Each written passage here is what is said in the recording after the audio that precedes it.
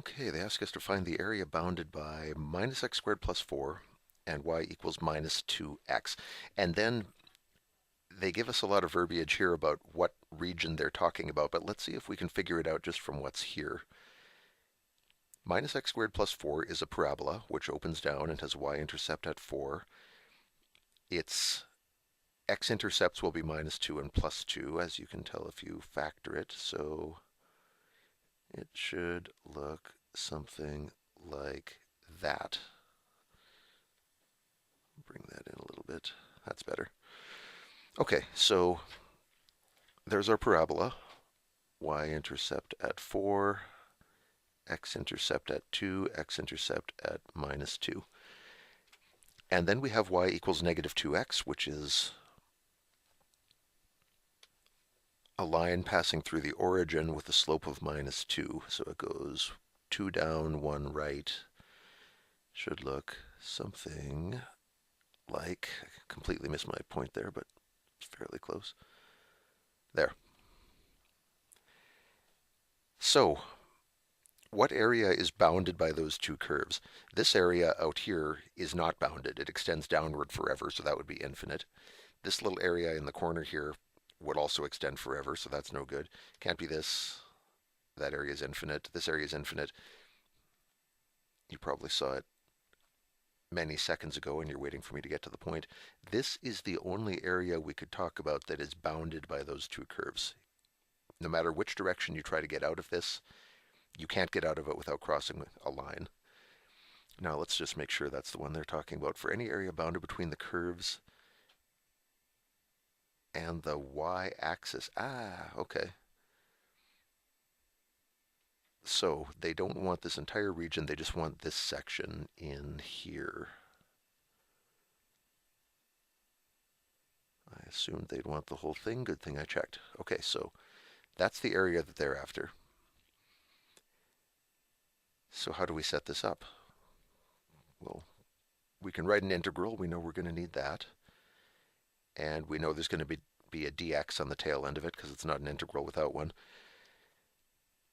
The heights of these rectangles are the top minus the bottom. And in this case, the top curve is our minus x squared plus 4. So we have minus x squared plus 4 for our tops, minus, and for our bottoms, we have negative 2x. So there's our rectangle heights.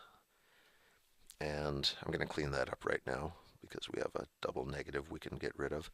We have minus x squared minus negative 2x is plus 2x.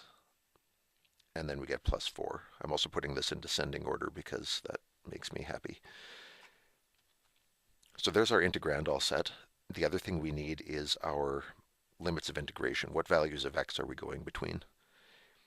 They said they want us to stop at the y-axis, which is x equals 0. So that's our right-hand boundary.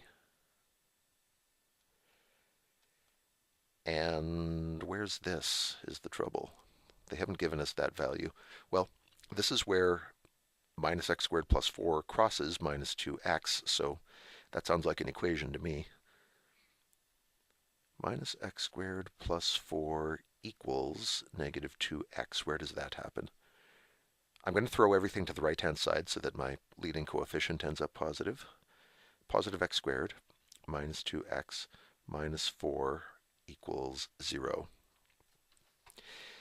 Now, my first thought is to try to factor this, but I don't think that's actually going to work. We need two numbers that add up to negative 2 and multiply to negative 4, and there are no integers that can do that, sadly. So what do you do with a quadratic if you can't factor it? You bludgeon it with the quadratic formula. B squared minus 4ac all over 2a. So a is 1, b is negative 2, c is negative 4. Away we go. Minus negative 2 is 2, plus or minus root. Negative 2 squared is 4, minus 4 times 1 is 4, times negative 4 is, I completely blanked out there. 4 times 1 is 4 times Negative 4 is negative 16. So we have 4 minus negative 16 all over, and 2a is just going to be 2. So 2 plus or minus root 20 all over 2. Out comes the calculator.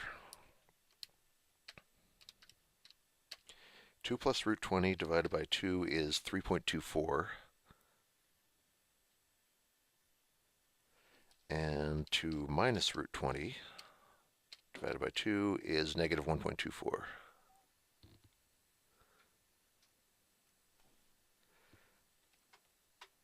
The 3.24 would be this intersection over here, which doesn't interest us, and the good one right here is minus 1.24. That will be our lower bound, or our left bound. I suppose I could give this value actually as 2 minus root 20 over 2. If you want an exact value, you would have to do that. You'd have to put 2 minus root 20 over 2 in here, and that would make this part a real grind. But I'm just going to do the decimal version and posit that we could put in this exact value if we really wanted to and get an exact answer for the integral. In this case, because I'm short on space and you probably don't want to watch me foiling out radical expressions, let's just go with this. So we plug 0 into this because we're doing value at the up or at the right boundary minus value at the left boundary. So we get minus 0 plus 4. That was easy. Minus, and now the tricky part,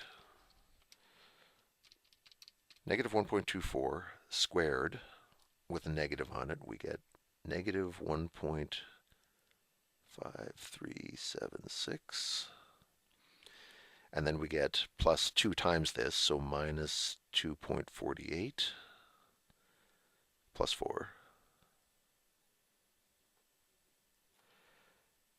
That'll clean up to 4 plus 1.5376 plus 2.48 plus 4. And once again, the calculator will bail me out here.